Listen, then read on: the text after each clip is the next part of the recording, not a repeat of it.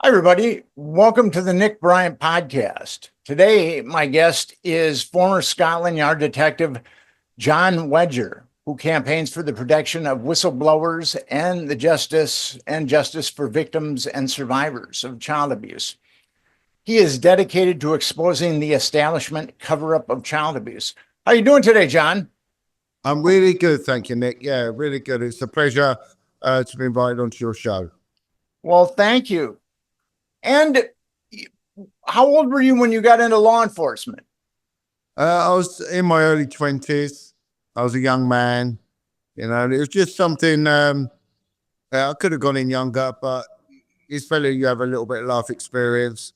And it was just my way of putting something back into society. I had a need to do something adventurous and to really serve the country. So the military, I can't. I'm not one for discipline.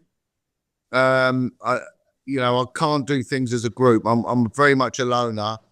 However, when I joined the police, the shock to my system was that it was incredibly well disciplined, and the training was almost on a military standard. Well, it was on a military standard, so I sort of shot myself in the foot with that one. But that aside, it was once I got out of uniform policing and into the detective world, it was good. It was a very, very good, enjoyable career and a fantastic career.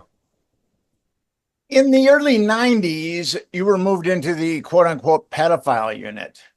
And there were a number of pedophiles living on canal boats.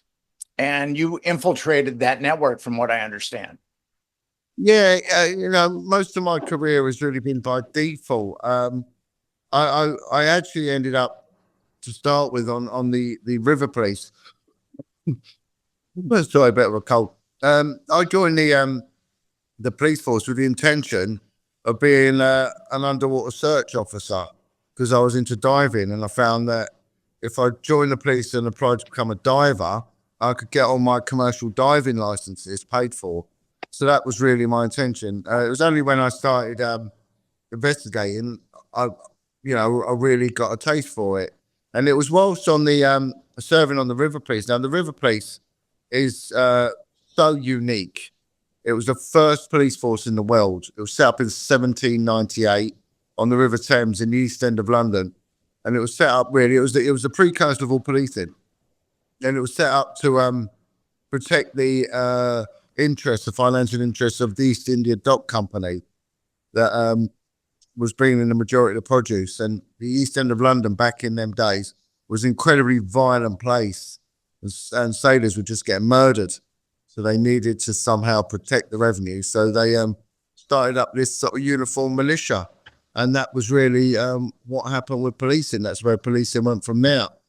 So I was on that unit, and it was whilst on there, I was approached by a sergeant that ran the intelligence unit, an amazing guy that really he sort of went there to retire onto that unit, but he was just very dogmatic, incredibly well connected, probably via Freemasonry, looking back on it. But that aside, he knew his stuff. He really knew how to sort of put intelligence packages together.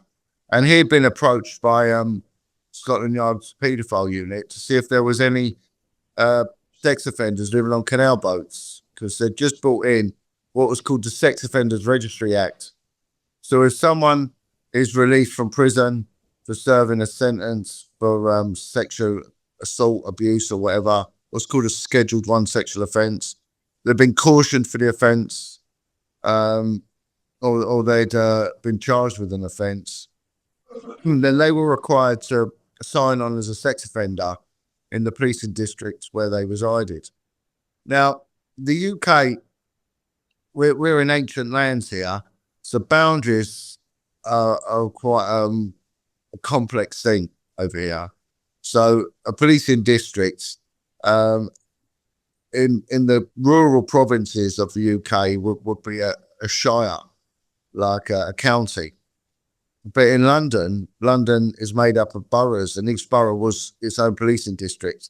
So a sex offender could, in effect, move about had 28 days to register, and they could move about with impunity until the last day when they had to register as an offender, and they'd just jump over into another borough and live. So that's what they were doing. But it was a transient lifestyle which brought about a lot of difficulties, really homelessness and or sleeping in a car.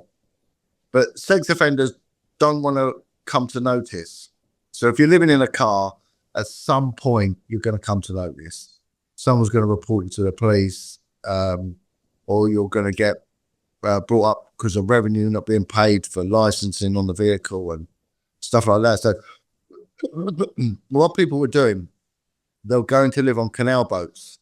Now, the canal system was the precursor to the railway network and then the roads. And the UK built up this incredible infrastructure throughout the 17th century of canals. And they connected every single town and major conurbation via canals. And then linked to open water, because this is when the empire was at its greatest. So all our produce was being shipped around via the waterway network.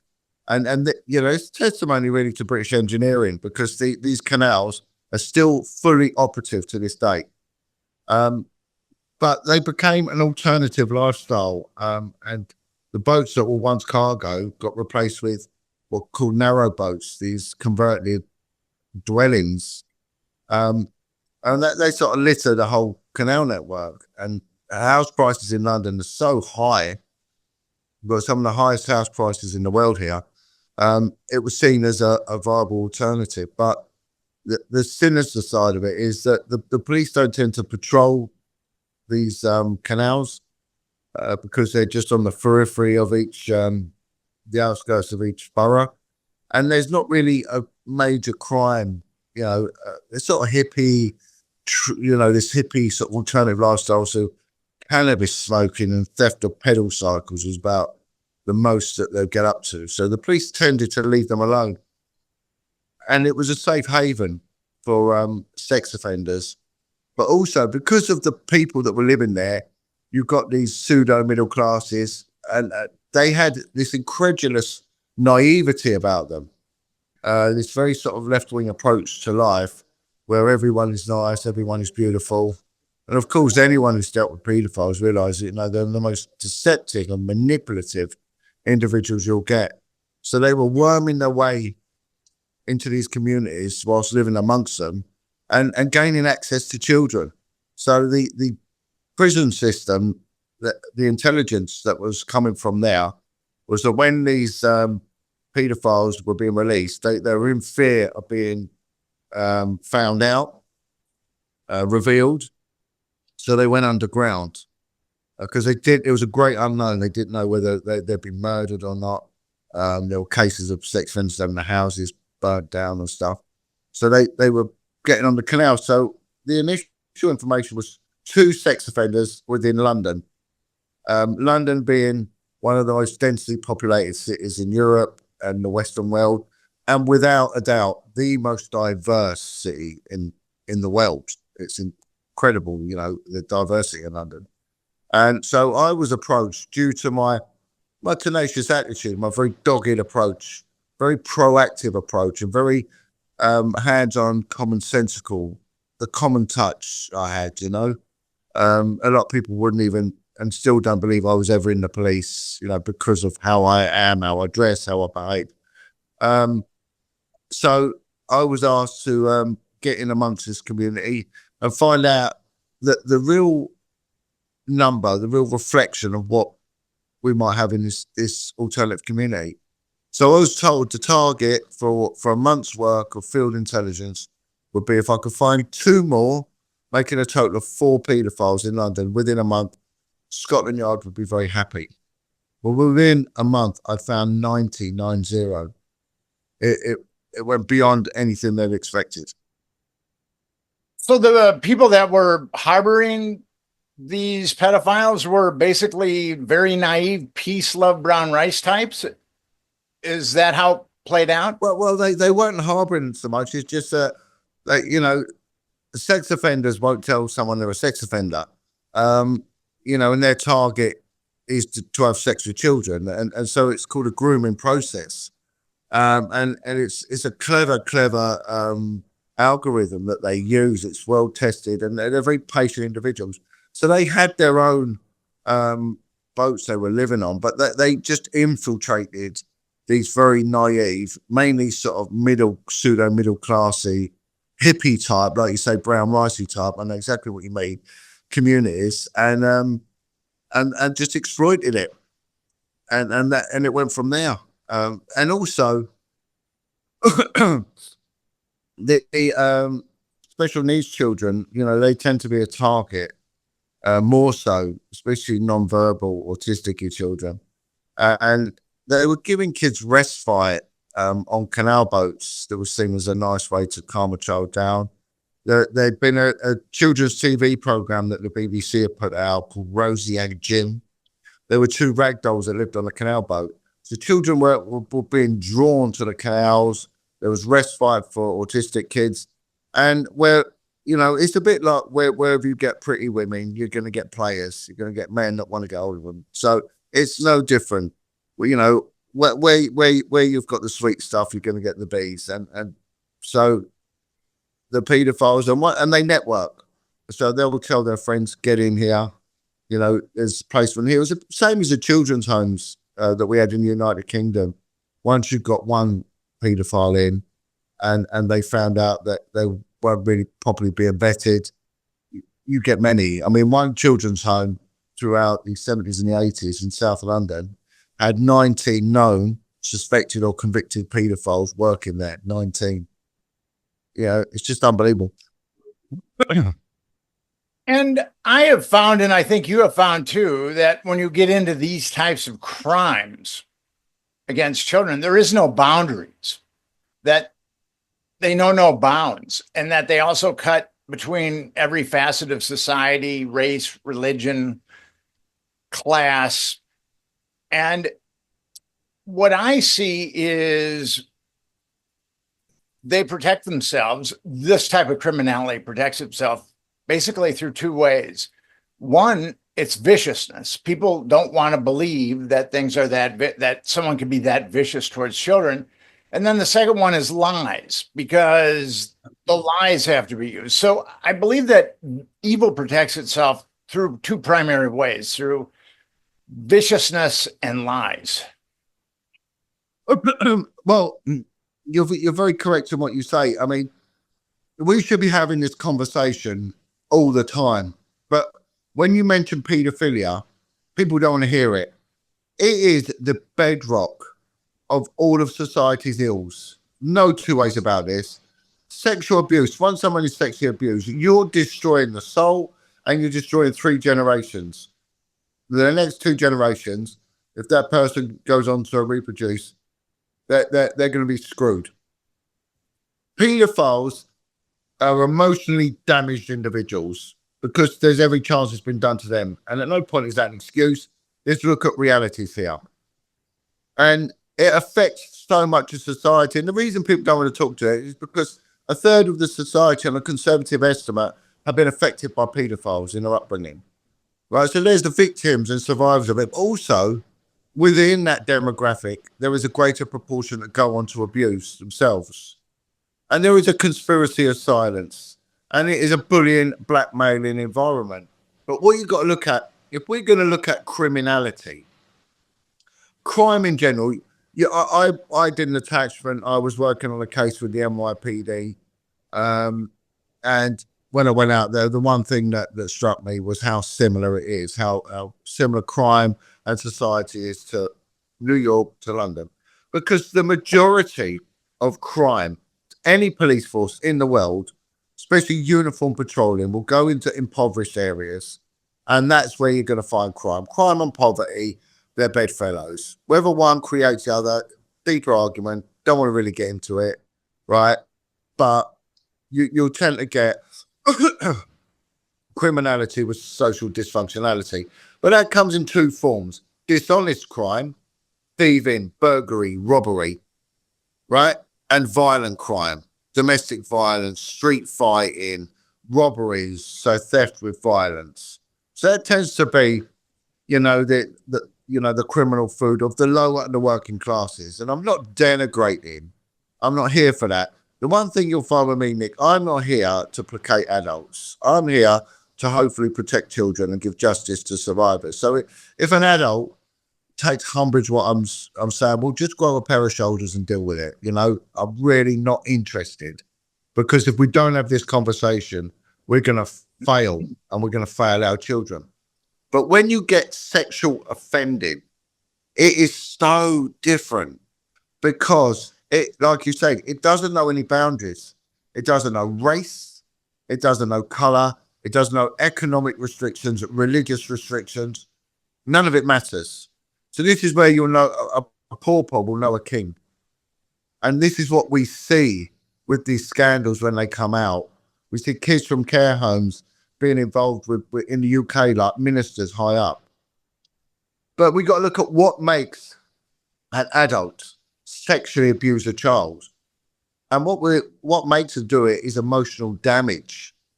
So as a human being, we're made up of three parts. We've got the intellectual self, we've got the physical self, and we've got the emotional self, the mind, body, and the soul, as we could put it, right? So when a child is sexually abused, can they carry on intellectually? Yes, they can. In fact, they can go on to overachieve, because there's a need to show the world who you are. I will never be put down again. I will never be told to shut up. I'm going to prove.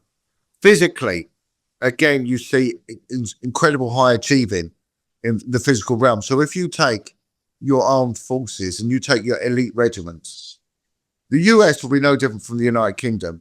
A lot of those in these elite military regiments would have come from child abusive backgrounds, because there's a need. No one will ever hurt me like I've been hurt. And they'll put up with pain that no one else wants. A standard person won't put up with it. They'll go, I don't need this. But if someone is abused, and there's an anger. And anger is trauma. So when you get these, say like, I don't know, the SEALs and things like that, this anger, this one, well, that comes from childhood trauma. But so you can do well intellectually, you can do well physically, but you ain't going to do well emotionally. It ain't going to happen unless you get therapy.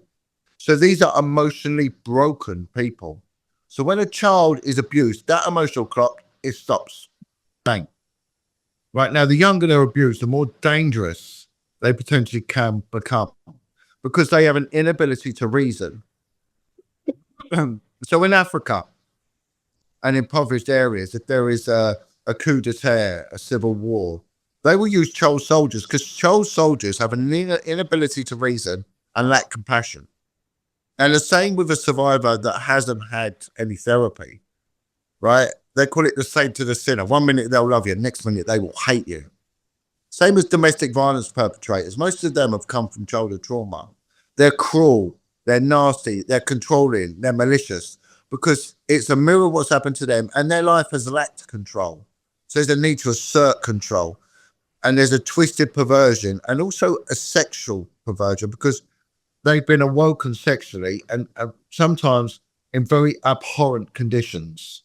They've been exposed to bestiality, incest, things that are twisted and will twist the mind, But there'll be this need for a sexual desire, like most people do, but it will be distorted. It will be cognitively twisted. And so we're dealing with highly, and they know it's wrong. They know it's wrong. But we had in the United Kingdom, and you would have suffered from it in America post-Vietnam.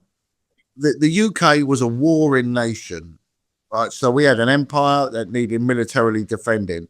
So the UK was always at war. That's why our armed forces are some of the most exceptional in the world. That's why our Navy was at one point the best in the world, because we had to protect it. An empire. Because of an empire, because it has to be protected militarily. And then that means conflict, and that means war. And that's going to damage people. And then when they come home and they rest, they might get conscribed again to another war. So we've had the Napoleonic conflicts, we've had the Crimean War. You know this about Ukraine. Well, Crimea, the British were there, the French were there.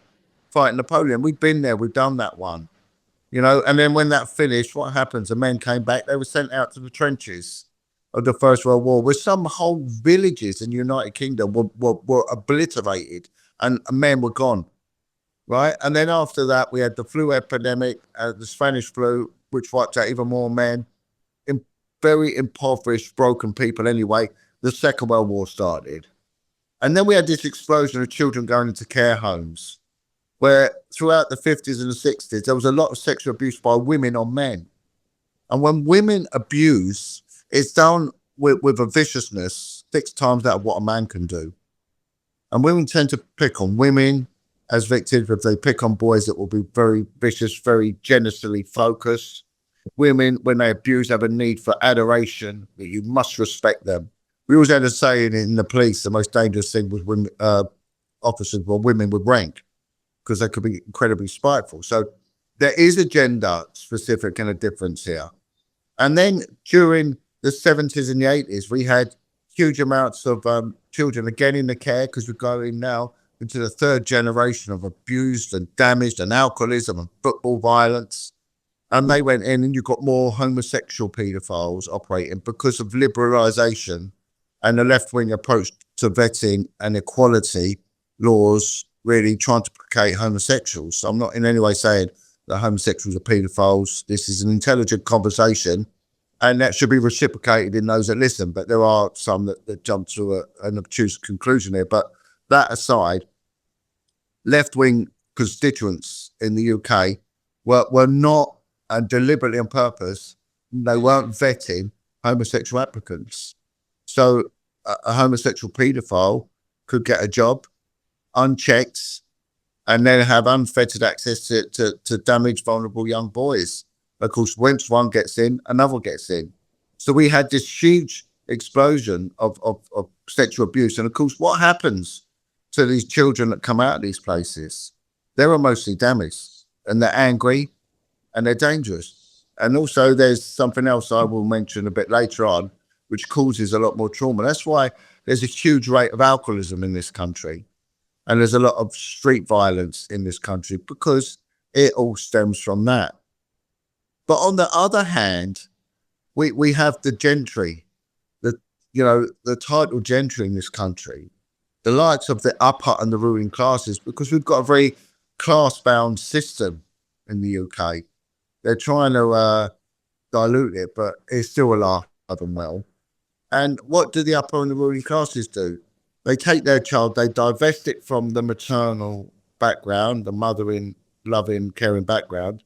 And at the age of 5, they put these children into these young preparatory schools where caning, thrashing a stick on bare buttocks was common.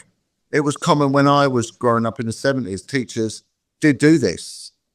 And some of them were dangerous with it. And of course, no one ever told their parents, because you get hit again when you went home. But when you've got residential schools, you've got beatings and buggery. And then they go on to these feeder schools for Oxford and Cambridge, like Eton, a well-known public school. We call them public schools. You call them private. In the UK, we call them public. They're elite boarding schools. So don't let the terminology, it's to do with the Public Schools Act, where members of the public had to have access. They never got it, but they had to have it. Right? So these young boys, there was a thing called the fagging system, where the young boys, the seniors, the prefects, would use the younger ones to do their errands, but they were in charge of discipline for these boys. So they were allowed to thrash them with sticks, which they did, sometimes overzealously. And there was a lot of anal rape by the older boys onto younger boys. And it was a rite of passage. It was passed on. So these are people then that go to Oxford, Cambridge. They go into the Sandhurst Military Academy, and they end up as our military leaders, go into politics or go into the City of London and become our financial elite. And of course, they're broken. So the young child, the broken child, the same as the child that comes from the fatherless, poverty-stricken slums, they've been treated the same way as those that are in the elite schools. And you've got very damaged, broken people. So there'll be a reluctance for anyone to address this problem because it is saturated. But then what you have then is this deep rooted, entrenched perversion within these people. So this is why we've had scandals in which politicians and you know, we call them the Jeremys, the very hoity-toity upper class, are in scandals with young boys. And this is why people like Jimmy Savile have gone on to procure children for these people. So And I it's the want to get big, into that a little later. I just want to kind of riff on what you were saying. You were saying that up to a third of the British population had been through experienced child sexual abuse. The Centers for Disease Control in the US estimates that 25% of American women were molested as minors and 5% of American boys. Now, a lot of people in the field think that that is a low yeah. estimation, Well, but if you just take those numbers, those conservative numbers, you got 50 million Americans that have yeah, experienced child abuse. well, the reason is, right, a woman can come forward. The initial figure in the United Kingdom was 25%, but it was overruled by a free thinking family court judge who said, no, this is a third, not a quarter. But the reason only 5% of men say it is because of the demasculation. Yes. In the UK, it was a bit different because women pedophiles weren't really exposed because no one would believe that a woman could be a pedophile. Yeah, so you've got all these things like that, and the police would report it. But with the men, it is the demasculation. That's why when we have an open forum like this and we talk about it. So I'm going to give you an example of a conspiracy of silence. So, like what I told you about the fagging system within our posh schools, where the likes of our former prime ministers of Boris Johnson, David Cameron went, Prince Charles and people like that would go. If it's happened to you and you've then done it to others, you've got your conspiracy of silence. In the children's home, in the religious institutions, the priests and the housemasters would not only bugger, sodomize the young boys, they would encourage the other boys to do it to each other. And when you've got boys in the 12, 14, 15-year-olds, you've got a huge amount of testosterone. And, you know, whether it's comfortable or not here, boys spend a lot of their time, whether in an abusive environment or not, they spend a lot of their time masturbating. And they do.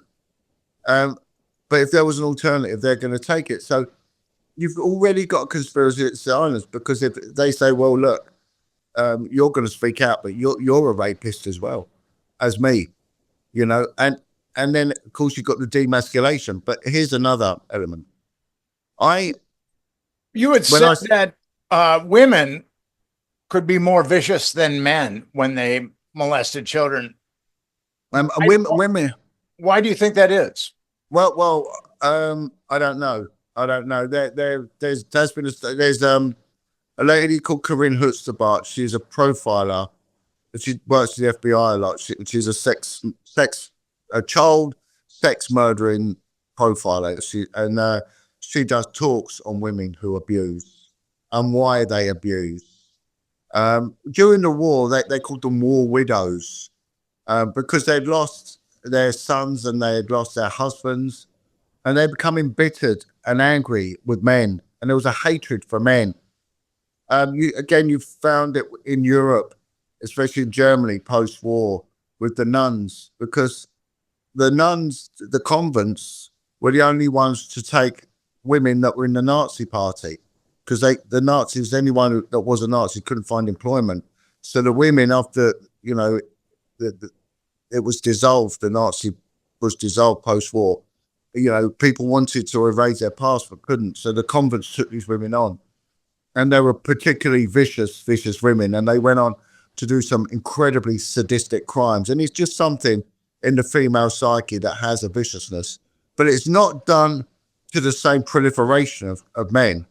But it's done with 6 times the viciousness that a man would mete out. And women tend to pick on girls and handicaps more than men do. I see in the corporate structure when women achieve a certain pinnacle that they become, I think that women are much more benign than men. But in the corporate structure, when a woman reaches a certain pinnacle, she can be just as vicious as And maybe more her so male because they, counterparts. like I said, what they found in the studies was there's a need for adoration. Do you know who I am? You must respect me. And you get that more with women than you do with men. And also, if a woman abuses a man, that man is 6 times more likely to go on to sexually abuse a child than if a man had abused him. And I of did not course, know that. what does it do to the psyche? Because it's a woman that should be nurturing and loving, and they when they do this to them. So when I started speaking out, I started getting members of the criminal community getting in touch with me, but people that had been in prison for long stretches of time for serious crimes of violence, such as armed robbery, and a grievous bodily harm and things like that, attempted murder. And what was coming out was that a lot of the men were self-employed or they went into crime. They could never work in a group environment. When you start unpicking it, and it was something that I come across when I was in the police as well, when I was investigating these crimes, was that men couldn't work in offices and group environments like that for 2 reasons. One, emotionally and all that, they saw that any sort of control was total control. So any level of boss management or something like that was coercive and abusive. So they didn't like that. But also, there's something even more heartbreaking that when a young boy is sodomized, the anus, which is a sphincter muscle, it's not a wall of a muscle like a vagina is a wall of muscle. A sphincter is a hoop made up of like chains of small muscles interlinking. And when a young developing boy is sodomized by a grown man, they rupture. Those little chain muscles rupture. Now, the anus might look all right, but it's not, and it won't do its job. So that child, young man, adult, will leak and defecate themselves. So they will smell of shite. They will mess their pants, and they will defecate themselves at night as well. So I found that a lot of the men were doing their own washing. They would sleep in separate rooms from their partners. And I mentioned it a few times to the horror of my listeners. And I was contacted by so many men that actually thanked me for it. One guy, he was a member of a well-known biker group, and just broke down in tears and said, you're the only one who's ever spoke about it. This has been my secret for years and years and years. And of course, it builds resentment and anger and hatred. And the only sort of resolution is revenge with them. They just want to hurt and kill. I think if you just focused on one variable and took it out of society, and that was child sexual abuse, you would empty the prisons and you would empty the psych wards. Right. I'm convinced of that. Well, it's the fact. 80% of young offenders, young men in prison, have come from abusive childhood backgrounds. 80%. Right? It's a no-brainer. 80% of heroin, opiate addiction is sexual abuse. When you look at these crime videos, sorry about the cough, these films and these documentaries on crime, when they get these gangsters, these hard men, these bare knuckle fighters, I'm telling you now, every one of them has come from an abused background. They will never admit that they were sodomized and they were made to perform fellatio on men, maybe their fathers, maybe their uncles, even their brothers, right? Because it's too shameful to speak about. But they will use the term abuse, this catch-all, sugar-coated, watered down, do it no justice word abuse. It's not abuse, it's rape, it's torture, and it's the destruction of a soul.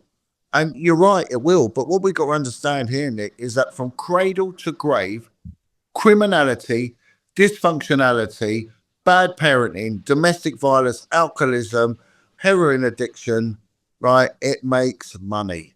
It's a gift that keeps giving. It's a cash cow that you can milk from cradle to the grave. And the whole of the justice system that is incredibly lucrative. In the United Kingdom, barristers charging £450 an hour for their services. Well, no man's worth that. I don't care. They're not worth that. When a tradesman is getting 20, 25, £30 an hour, and these people are getting that, they're thriving off of people's misery. And then survivors and victims of abuse make terrible, terrible witnesses, especially if they've got caught up in criminality and dysfunctionality, because they become people of questionable character. They become people of dishonesty because they've gone shoplifting to pay for heroin. They've taken heroin because it's an analgesic and it subdues the pain. So therefore, if I say to you, right, as a prosecuting barrister, and you're there as a witness, and or a defense barrister, and turn around and say, look, the witness here is a man of dishonesty because I may have got convictions and everything else, and I've come forward to speak out about the abuse I've endured. The word that's synonymous with dishonesty is liar, liar, liar, liar. And they're just called a liar.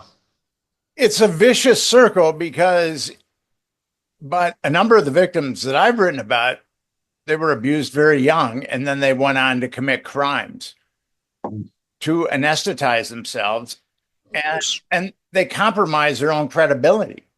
Because if they come forward and they say, I was molested by this guy or that guy, law enforcement immediately says, well, you're a con. You've been in prison. Yeah. How can we believe you? It's a perfect system. Well, of course it is. And in the United Kingdom, this specialist crime genre, it takes a specialist type of investigator, and they don't employ that investigator. They tend to, with child protection crime units, they tend to employ women,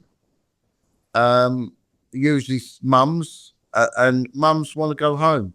So they're usually pregnant women, or they're lactating women that have come back off maternity leave, and they just want to go home to their kids. They don't want to get caught up with long days, and we've had a couple of tragedies, high profile tragedies, where children have been murdered by the parents. And the reason it's not been investigated on both occasions were the female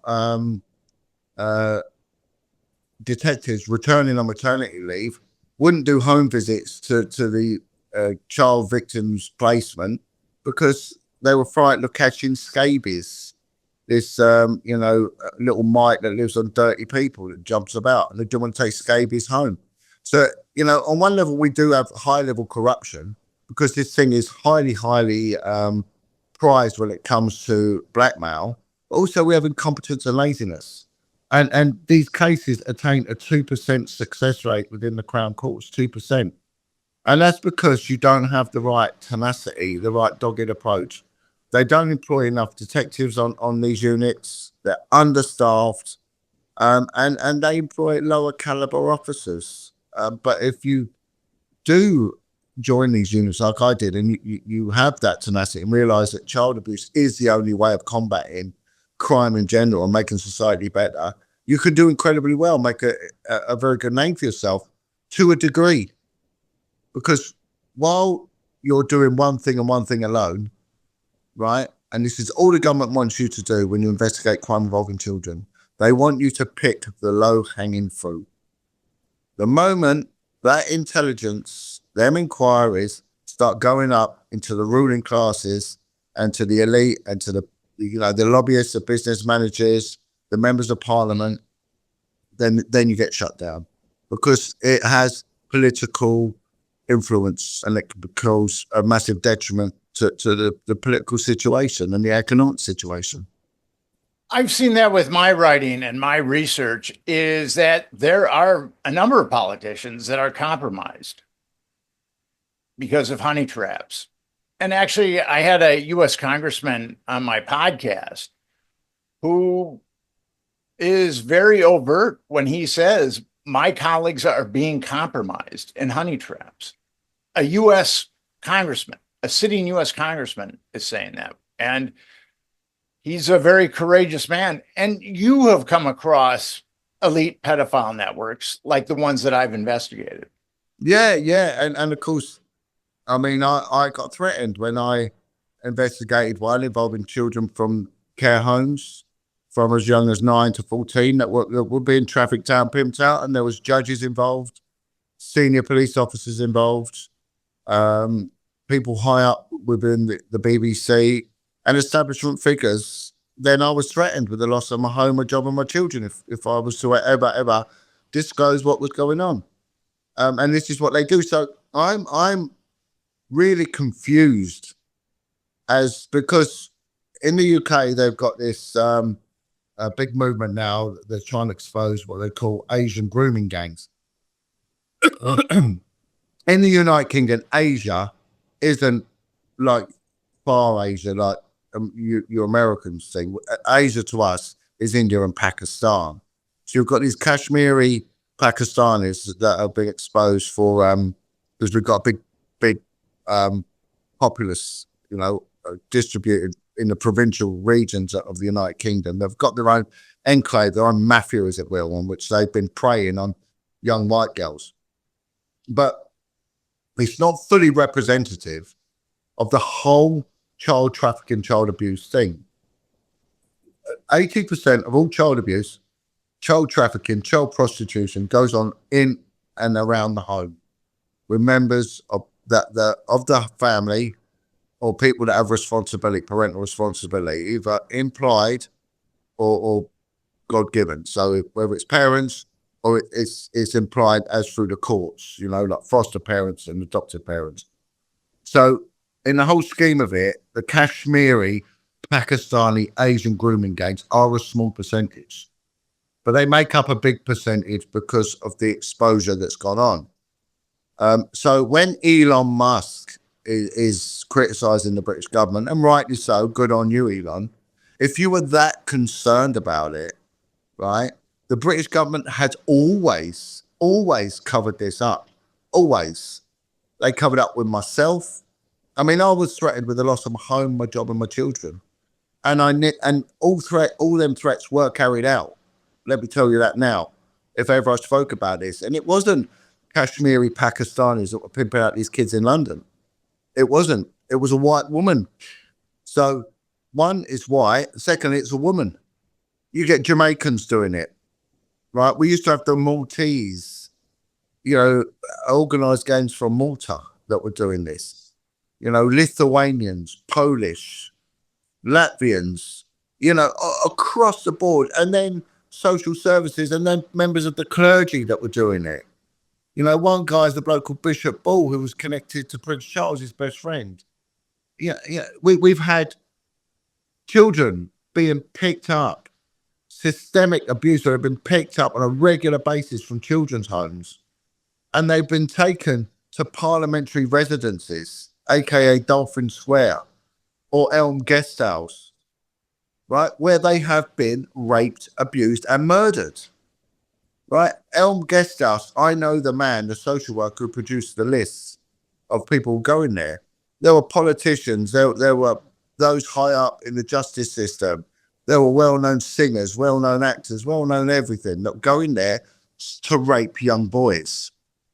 One of the attendees was a man called Nicholas Fairbairn. Nicholas Fairbairn was the highest level of barrister, right? He was the Attorney General. He was the highest up for Scotland. Okay, he was what they call the Advocate Depute. He was in charge of the whole of the judiciary for the government in Scotland. He was picked out by 15 out of 20 young girls from a care home called Forneath in the very rural north of Scotland as raping them. His girlfriend at the time was a woman called Esther Ranson, and Esther Ranson was sort of really appointed by the government to set up a thing called Childline, which is where children would ring up if they were getting abused. So her boyfriend was an establishment-sanctioned pedophile supreme and involved in running a rent boy racket with other barristers. And they're the ones that were adjudicating on child abuse cases. So if Elon Musk wants to look at the low hanging fruit that is the Kashmiris, he's missing a trick, because this goes right to the heart of the British establishment. And this is the penny that, or the straw that will break the camel's back, child abuse. So I implore anyone, if you want to make a difference, you must look at child abuse, and you must look at the whole scene of it. We have broke a phenomenon of baby father, baby mother culture, really endemic within the Black Caribbean community, and now across a lot of swathes of the working classes, of absent parents. And when you've got an absent parent, the line's not about, and the cubs get hurt. There's a factor here, Nick. There's one thing that will cause your child 30 times, 30 times more likely to be sexually abused, raped in their own home. And that is the presence of a step parent. Right? Not Kashmiri taxi drivers, step parents. Step parents are doing more raping and more pimping out of kids than anyone else. So Elon Musk, start looking at the step parents, the baby father, the baby mother culture. Start looking at the elite schools and the degenerates that they're turning out in the United Kingdom. And then you'll have a grasp on what's really going on. I know that former Prime Minister Ted Heath has come up as far as a pedophile. I've interviewed someone on my podcast who said that he had looked into it and he concluded that Ted Heath was not a pedophile. What he concluded that he was, though. Well, that whoever, I don't mean to denigrate him. I don't know who that is, but that person's an idiot. And I called them out now. They're an idiot, and they're pushing false information. One of the bravest police officers ever was a chief constable of the county of Wiltshire, where the parliamentary residence of Ted Heath was. He had 33 credible accounts, right, of adults who were raped, mainly boys, were raped by Ted Heath. And he also said that there was evidence to show that Ted Heath was involved in Satanism. 33. So Mike Veal said, without doubt, Ted Heath was alive today, he would be arrested for suspicion of rape, multiple rapes of children. Someone at the apex of power is most likely compromised. Ted Heath, how could he not be compromised if he was a pedophile? Well, his protection officers will know. Now, I got two names given to me by a journalist, and they were police officers, right, that were Ted Heath's. So this is where these were police officers that were Ted Heath's personal bodyguards, right? This is where the guy you interviewed, it's just moronic what he's saying. They witnessed young boys in the early hours of the morning, twice a week, being delivered to the internal domestic residence of Ted Heath at number 10 Downing Street in Westminster. The officers both knew that them boys were being abused, were being raped, right? They then knew that if they took it to their superiors, nothing would happen, there'd be moves. They knew that if they did nothing, it would carry on. So what they did was probably an incredible decision, a very brave one. They both, at the same time as these boys were delivered, they accosted Ted Heath and said, "No, sir, this doesn't go on anymore. This stops now." He laughs, right? The children were taken back, but them two boys were then pensioned off and given early retirement. Yeah. That's what happens to whistleblowers. And earlier you had talked about the Elm House scandal and how it attracted a number of high-ranking British society types and politicians. And it was heavily investigated. There were a number of kids that came forward, but if you go to Wikipedia, it's a hoax. According to Wikipedia, not a single child was abused at Elm House. And I just want to say this. I looked into a pedophile network for 7 years. I investigated one for 7 years, and I wrote a big book about it, and I proved it. It's called The Franklin Scandal. And Wikipedia also says that's a hoax. And the people, the quote unquote editors on Wikipedia, A number of people have tried to introduce some sanity to that page, but these guys will not budge at all. Right, okay. Well, let's look at this. So if we got Ted Heath, our Prime Minister, who took the United Kingdom into Europe, right? Maybe he was made to do that. We had Sir Peter Heyman, the head of our intelligence services, a paedophile. We had a Home Secretary, an alleged paedophile. Home Secretary was in charge of law and order, a paedophile, right? Alleged paedophile, anyway. We've had 5 prime ministers with their PAs, their personal assistants, right, consecutively from, Ted Heath right the way up to David Cameron. Their PAs have been paedophiles. When you've got 98% failure rate of these complex, historic, no evidence sexual abuse cases, which come down to 2 things, one well against the other. And when you've got an establishment figure who is a paedophile, and you've got a survivor from the age of 5 who's been sodomized, maybe made to take part in group sex with men and bestiality, what you're going to get, a very, very traumatized person. And if they haven't killed themselves through drug addiction, self-loathing and everything else, they're doing well, right? They can destroy that person's character. And the last thing they want to do, they don't like the police because they've had interactions with the police. Does it make them a liar? No, it doesn't. And what compounds it more is when you do get Wikipedia blatantly lying, and when you do get people like your former guests blatantly lying, what does that do to survivors? And then you've got to ask yourself, why, with the insurmountable evidence that this goes on, do they continue to try and convince others and themselves that this doesn't go on? Well, I would be highly, highly suspicious of that individual, their intentions, their motives, and maybe their past. Well, those Wikipedia editors operate with anonymity, so they can hide behind these monikers and completely dominate that page, which is a real problem with Wikipedia. I had Larry Sanger on my podcast. He was one of the co-founders of Wikipedia, along with Jimmy Wales, and he just walked away from it. But he had said that early on, there were CIA people on Wikipedia. I think that intelligence realized what a powerful tool Wikipedia could be for propaganda. Well, you got to look at the suicide within the survivor community. It's 5 times out of any other peer group. I'm a born-again Christian. I believe in Jesus Christ, that he was put on here to protect the children. So that's my focal point. And I can't be bribed any other way. It's not happening. And I know that I'll go to my grave doing all I could to expose this evil that is child abuse. But those that have done it, they're in trouble. They might be able to get away with the old boy network, especially in this country, and get the system to protect them, like people like Nicholas Fairbairn, the advocate depute, to hide the files, to get their friends within the policing districts and policing departments to do likewise, to get a clever barrister to spin doctor and to denigrate the victims and survivors so the trial collapses.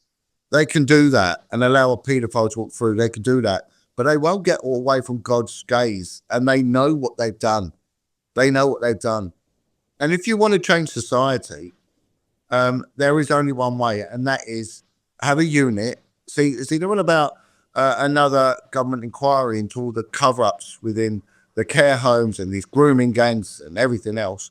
They don't need an inquiry because the government inquiry never results in a prosecution. They need an investigation team. And if Donald Trump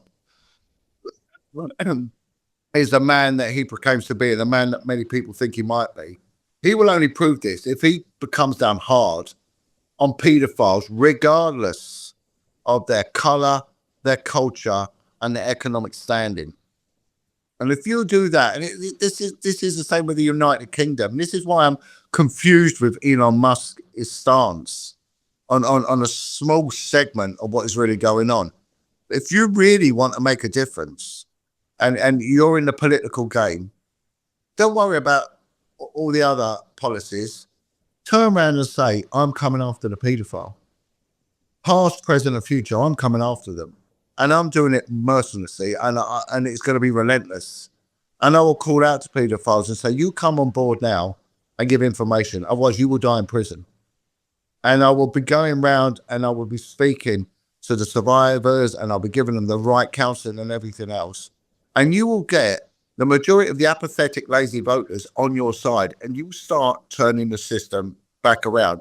Now, I was threatened with the loss of my home, my job, and my children if I ever disclosed what I knew when I went on to investigate child prostitution, street vice involving children as young as 9 to 14. That the senior officer turned around to me and said, "Jon, you have no idea who or what you're dealing with and how deep this goes. If this ever got out, what you've uncovered, it's going to F us, the police, past, present, and future. It must never get out. You have no idea what you're dealing with, and you will lose your home, your job, and your children." They tried to put me in prison 9 times. They put 9 cases against me. They tried to take my children into the care system because I was a single parent. And I never got paid for 3 years. And the banks tried to take my home off me. And but I stood my ground. And they tried to dig as much dirt on me. But you know what? I was clean, so they couldn't. But don't be surprised if you have a dirty past and it gets dragged out. If you're going to take on pedophiles, don't be having affairs. Don't be having a history of drug addiction or I don't know, whatever it might be that you're ashamed of, or even closet homosexuality, whatever it might be. Don't go having that unless you're prepared to have your whole life splattered on every single newspaper and laid bare before all. I've been investigating this for 22 years, and I don't drink, I don't smoke. The women that I date are generally older than 50 years old, so I'm pretty clean. I mean, I believe that if I wasn't clean, I would have had a lot of difficulties early on. After the Franklin scandal got published, I was on a podcast, and he was a conservative. I believe he was from Texas. And after he had me on his podcast, the next day or two, the feds converged on him and busted him for child pornography. And I think it was kind of a very loud message that if you have Nick Bryant on your podcast and you're not clean, this is what's going to happen to you. Of course. It's I mean, I had a politician. We have the senior politicians, the decision makers are called the cabinet, the Prime Minister's cabinet. We had a cabinet minister whose responsibility was policing and crime. And he said, "Jon," he was in a care home as a kid, served in the British Army, served as a fireman, and then become a politician. And he said, "I'm with you. I'm behind you. Let's go to work." Anyway, at the time, we had a Prime Minister called Theresa May. And he spoke out in Prime Minister's question times, and he expressed his concern for my safety. And he'd had rumors that the intelligence services might kill me. And he spoke out openly in Parliament. The next day, Theresa May, the Prime Minister, she goes to see him. His name was Mike. She said, "Mike, stay away from Jon Wedger. He's a conspiracy theorist." And he was then removed from his post. He was then sacked. He was still a politician, but he had no standing anymore. So so anyone who touches you, they sacrifice. There's a lot to lose here in speaking out. But it's how far it always reminds me of that film, The Untouchables, when Sean Connery, he takes Elliot Ness and the team to the first hit, the post office. And he said, "Once we go through this door, things will never be the same." The same as this. There's no going back. Yeah, there's no going back. Once you go through, that's it. You're in for the long game. There's no half measures, and you've got to be stoic.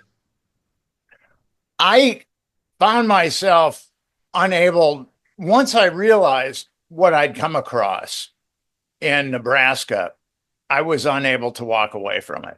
Yeah. I took a walk when I got back to New York City. I'd been through a week and a half of some pretty heavy duty stuff, and I'd been followed, and there was also a death threat. And I was walking through Washington Square Park with my mentor. He was a retired journalist, and we sat down on a park bench. And I was looking for snipers on the roof. At this point, I was I wasn't accustomed to what I was feeling, and it took me a while to acclimate to that. And he said to me, and he was a great guy. I miss him tremendously. He said to me, "Nick, this is going to be a dangerous story. If you decide to walk away from it, I won't have less respect for you." And I said, "Jerry, all those kids were molested with impunity. I can't walk away from this. I've got to go forward with it." And it's wreaked havoc in my life. It hasn't been the best career move, but I'm glad I did it. Well, the thing is, you're a grown man, so there is a lot to lose, but the fear really is for the reserve of the children that are having that blanket taken from under them, and it's not just a matter of some old man putting their hands down their trousers and sort of fiddling about like that. They're anally raped to the point where they rupture their bowels. They're urinated on. They're the most appalling degradation is what I've heard. That one guy that was 9 years old, he would, in the mornings, they would take him out, put him in a cage, all the men, and they would get an Alsatian dog to anally rape him while they urinated on him. Every morning. He was 9 years old. What did that do to his mind? He went on to abuse his own daughter, this guy. And he said to me, "Do you hate me for being a pedophile?" And of course, it was not for me to hate. What he did was wrong, and he had a choice. But for him to make that choice, was a lot more difficult or easier, whichever way you want to look at it, than someone like myself who's never been abused. You destroy society. You bring in alcoholism, you bring in dysfunctionality, you bring in all of these problems. Stop looking at the secondary and the tertiary causes. Look at the primary causes and put the blame where it needs to go to, and that's the way you deal with it. And one of the things that the survivors want, they want justice, and justice brings healing. And it does, it brings healing, and they don't get justice.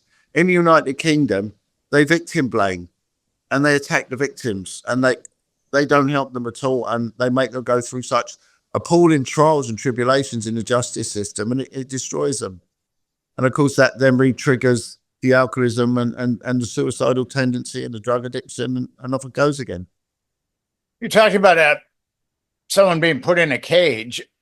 There are multiple anecdotes of that type of viciousness when it comes to child abuse. And as I said earlier, I think that evil protects itself through that type of viciousness. And there's another level. You have come across ritual abuse. Mm-hmm. And according to Wikipedia, ritual abuse doesn't exist either.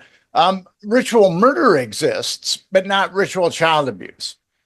It's incredulous. See, this is one of the things when you start looking into ritual abuse, the attacks, they go up tenfold, and they come from a high level. I get attacked by the most senior,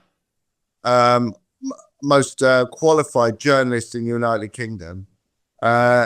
She actually teaches journalism at the School of Journalism, and she loves attacking me. Anytime I mention anything about satanic abuse, bang, I get attacked. And in the end, you've just got to laugh at it, because it is a reality, and it's ancient, and it always has been a reality. And there's enough cases within the legal system that would allude to that. I mean, in America, you're slightly ahead of the game, because you do have occult crimes units. You've got the likes of Ralph Sarchi, ran one in New York, Mike Cordella. South Africa is another one.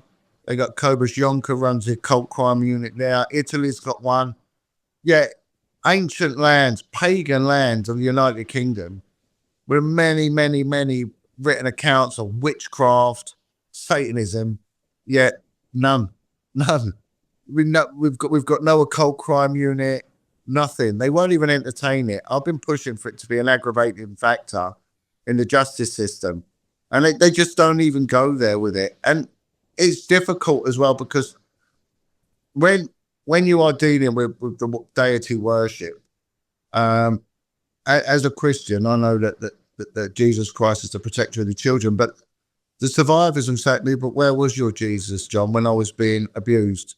When I was watching a young baby be cut open, where was your Jesus? So they turn away from it. And we've got such an atheistic society now. We've got self-worship is above deity worship, and that's the real tenet of Satanism, self-adornment, self-worship. And I think the defilement of innocence is a very high sacrament when someone lands on that type of malevolence. Yeah, of course. And it's always gone on. Look, you've got a country called Benin in West Africa, where the majority of the slaves came over to your part of the world, the Caribbean and South America. And Benin, a third of the population is voodoo, is pagan worship. A third of it. They have the voodoo festival every year, and the prime minister, the president of Benin, is involved in it. So it's not nonsense. You've got Santeria, in Cuba. You've got Bruja. You've got all these other variations of it. Opio in Jamaica, and you've got Satanism, and in the UK we've got Satanism, Luciferianism. And it's alluded to so much in signs and symbols within the entertainment industry. So to deny it is just base level stupidity. It goes on. I've talked to someone over the years in British law enforcement, and she told me that once the investigation gets into ritual abuse, it's pretty much shut down at that point. Yeah. They're not going there with it. They'll deal with the base level indictable offences such as assault and rape, but they won't deal with the whys and the wherefores. No, there'll just be some mitigating factor.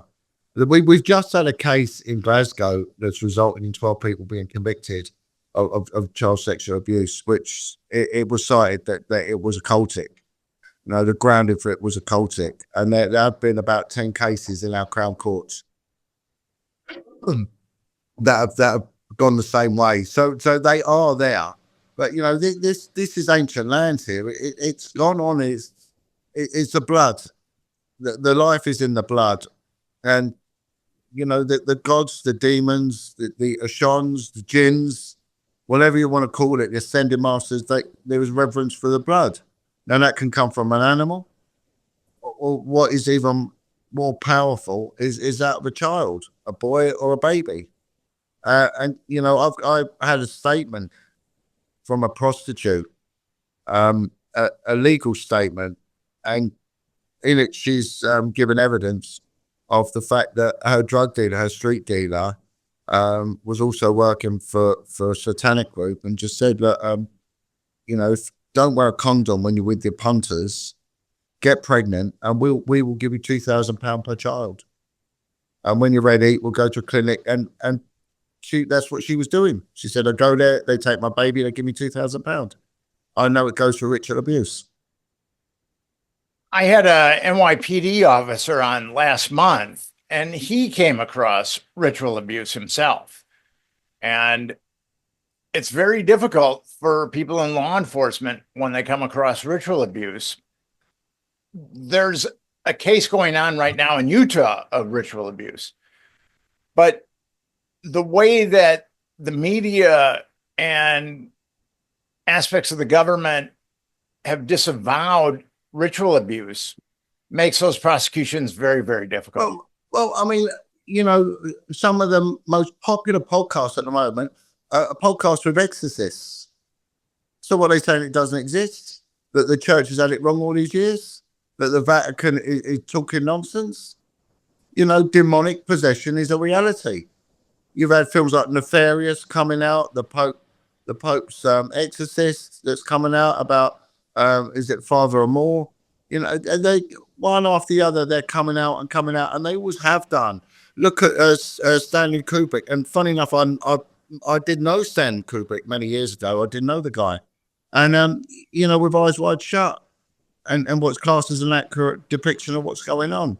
So ignore it at our own risk. But what I always do a call out to 3 people when I finish an interview. I call out and I pray for the survivors of abuse that they get peace, they get justice, and they get healing. And their lives are worthy and they're precious. So suicide don't go there.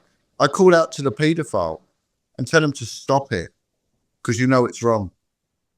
And then I call out to the Satanist and I say, what you worship is a liar. A liar. Stop it.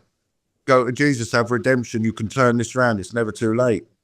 But otherwise there's pain for everyone else. But it doesn't benefit people to do it.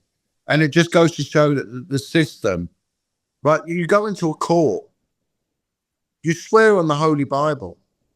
I swear by Almighty God that the evidence I give shall be the truth, the whole truth and nothing but the truth. Right? 3 times in the witness of God. Right? You telling us, or these people, Wikipedia saying that's a nonsense, that deity don't exist? Christian values, harm, loss and nuisance, which is the basis of the legal system throughout the modern world, the old empire, the Commonwealth. And it's based on God's laws, harm, loss and nuisance, the common law, which is God's law. So to say that this doesn't go on is absolute nonsense, and they know it. When I wrote the Franklin scandal, it does have ritual. 3 of the victims in the Franklin scandal did talk about ritual abuse. And when that book got published in 2009, 2010, we couldn't get people to read it. I mean, people just didn't want to read it. But then there was Jeffrey Epstein, and he opened the eyes of a lot of people. Mm-hmm. A lot of people that I knew when I started investigating this stuff thought I'd lost my mind. And last year, I was walking through Greenwich Village, and I had an acquaintance of mine, and he's actually a good friend of a good friend, came up to me and said, "You were right. You were right." Because well, Nick, let me tell you now, with this topic, you will never be proven wrong. Never. Right? So, but you can be written off with, when I was pitching the Franklin scandal to editors and publishers, I could see the cognitive dissonance occurring right before my very eyes. They would say to themselves, this is a horrible story and I need to help Nick Bryant, or I can write Nick Bryant off as crazy and I can have a nice meal with my family. And then you've got to ask the question, why? Why is someone not addressing this? As an investigator that dealt with many crimes, right? And we had all these sexy units that were going after armed robbers and things like that. One day I was a jailer as a uniformed officer in my early career. And I never used to smoke, but someone said, start smoking, because the criminals smoke and they'll talk. It's all about information. There was a lad my age in the cells. He was on heroin, and I said, have a cigarette.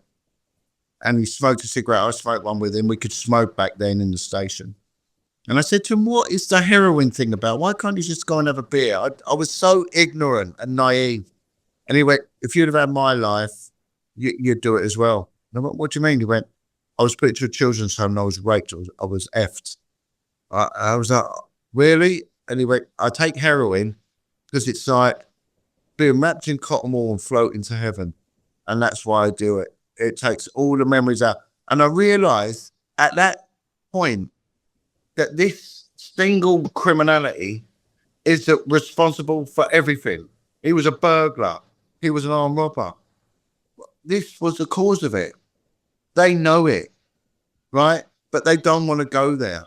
They don't want to go there for whatever reason, whether they're a victim or they're a pervert. That's why they don't want to get. This is the topic we should be having, right? If you want to go out and find, so I used to teach. I'm going to tell you something in a minute. I used to teach detectives how to interview skills, and I said, for me, the the rape and the attempted murder and the murder of children, that is it. That is as high as it would get. Gang crime, they can stab each other all day long. I don't care. I'm not interested, right? Don't do it to innocent people and don't do it to the children.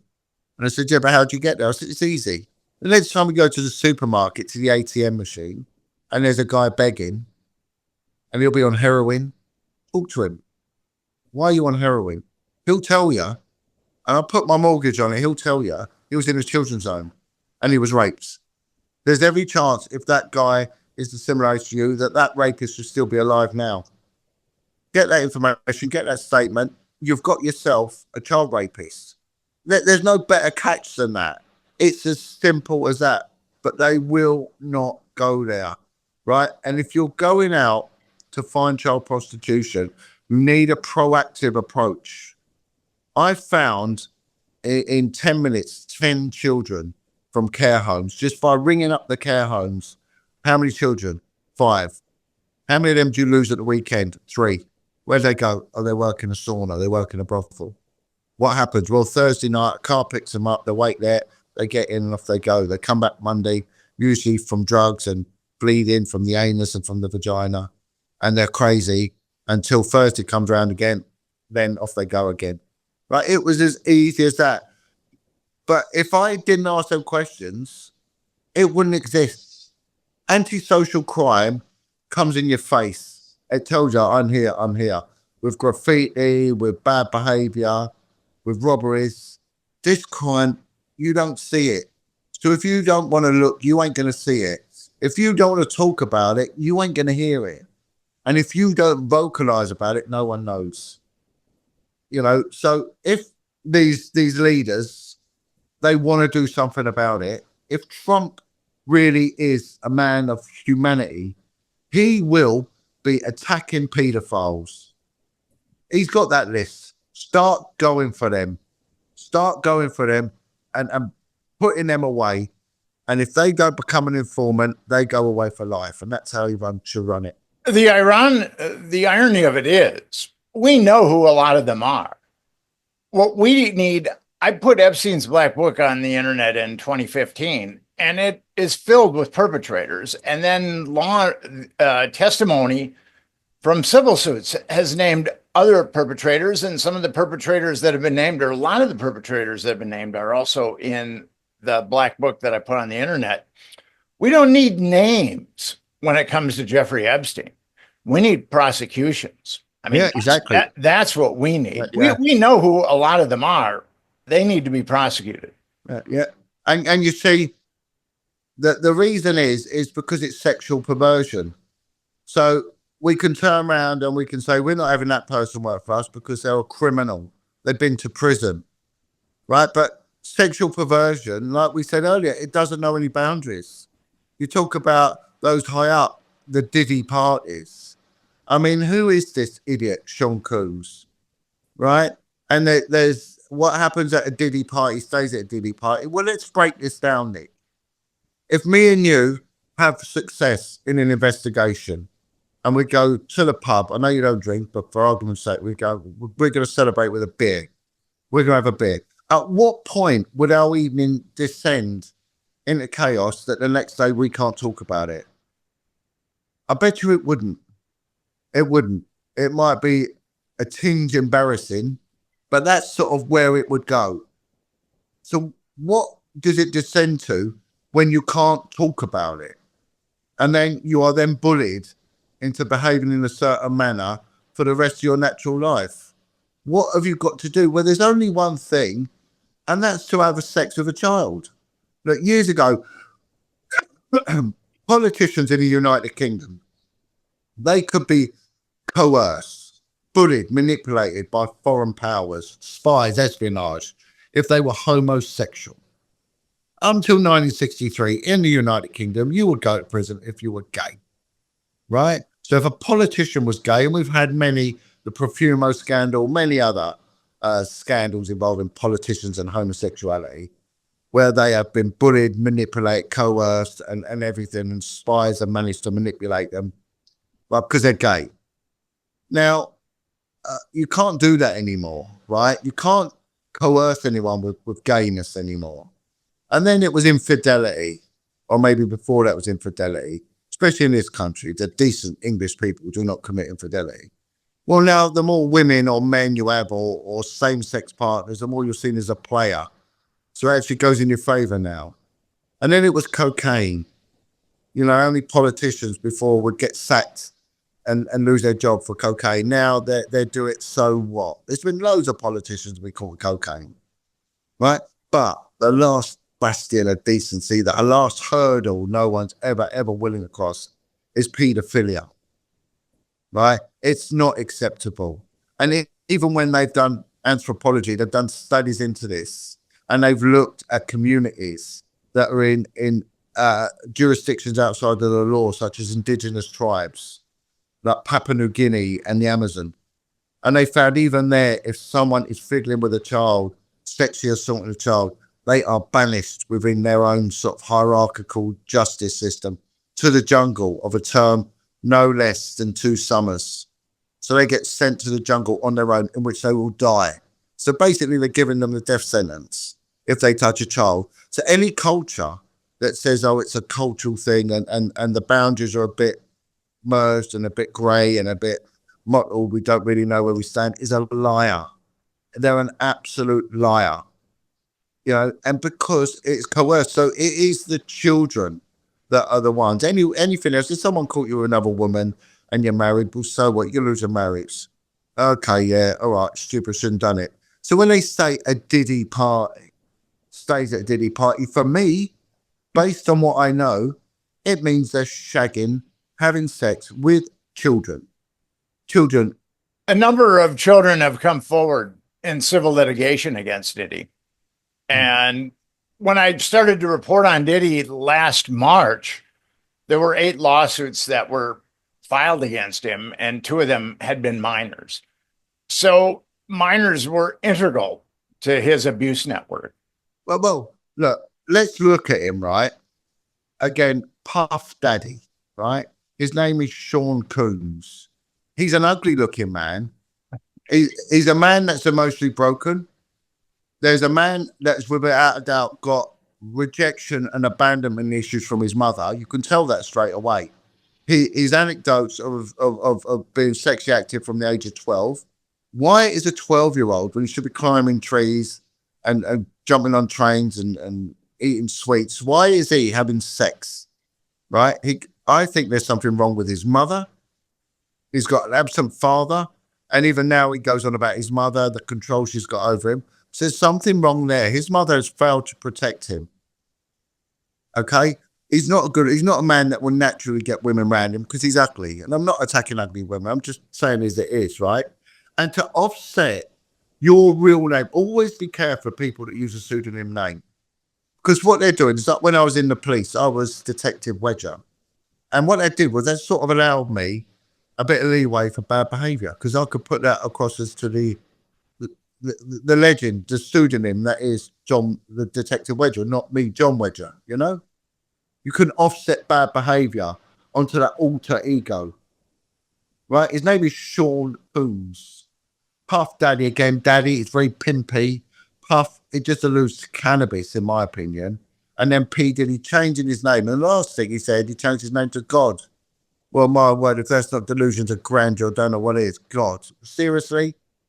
COD more like. I mean, and again, it's the separation of bad behaviour and who he is, and sexualization and everything else. And then what happened was that mask slipped, and he was seen dragging his girlfriend, who was half his age. What is a man in his 50s doing with 20-year-old women? It's wrong. It's not right. We should not be idolizing and putting these people on a pedestal. We should be seeing them in the rawness of what they are. Dysfunctional, emotionally broken perverts, stroke pedophiles. He kicked off and gave that woman a beating because his mask slipped, right? It slipped to that moment. The world saw what he was. When I would interview pedophiles, my job as a specialist interrogator would be to get that mask to drop. And how you do it is you do it by standing under them. Because they're arrogant. They think they're better, clever, and stronger than you. Good. Be better and could be if that's what you want, be it. But at some point in this interview, I'm going to challenge you and I'm going to bring in evidence, right? You're going to be comfortable. You think you've got the better, but I'm going to outwit you at the end of this interview. This scruffy, inept, thick-looking detective is going to be the opposite very quickly. And I did it to an infamous child murderer, a woman who tortured and murdered her child in this country. And the first 3/4 of the interview, I went along with her lies and her alter ego, what a good woman she was. I fed into it. I was feeding her and making her fat. And at the end of that interview, I challenged her. I challenged her with every pediatric injury and the professional opinion how that occurred. She couldn't worm her way out. She was screwed. And in an instant, she did what he did.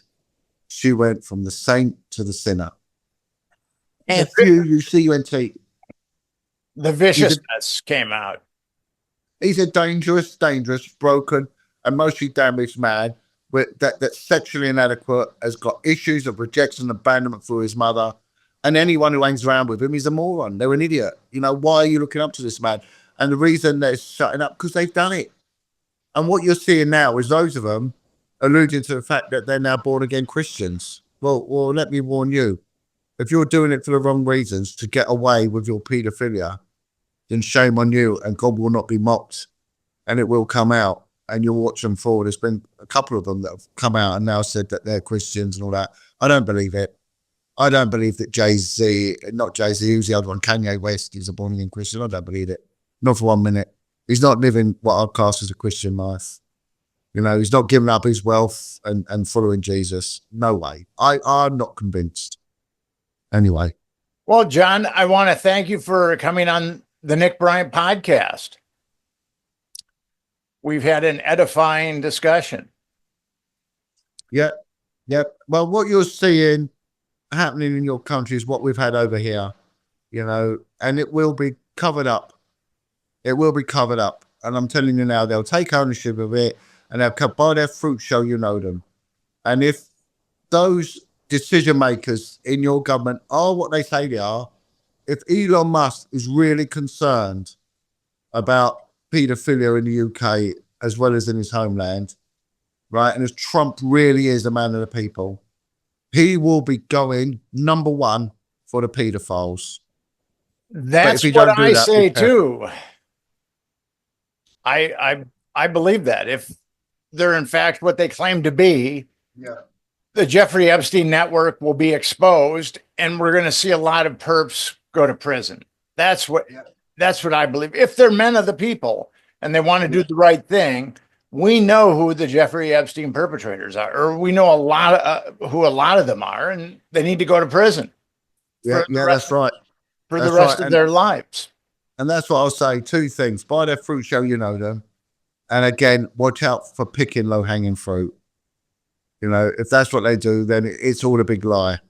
And be careful of them. It's not. But the children, it sounds corny, but it is the children of the future. If you really want to make society better, protect your children and go after those who hurt your children. And that is, and you see, the things with child abuse, it's a personal thing as well. And that's why people don't talk about it, because they know they failed in many ways. You know, they failed in many ways, and they don't want to talk about it, and they never will. But until we can have this discussion, like you had with the Franklin inquiry, and the perverts that were caught up in that, and I watched a documentary on it. I'm reading Kevin Annett's book at the moment about the Canadian. Then we have it in Australia. We had it with the Bindon boys, where they were sent into sexual. It goes on in every country. Every country. Power broker pedophile networks are alive and well, I mean, child abuse is alive and well in every country, but power broker pedophile networks are also alive and well in every country. I mean, that's what I've concluded over 22 years. And let's hope that these videos get the views that they're deserving of, but unfortunately, they never do, because people don't want to listen to it.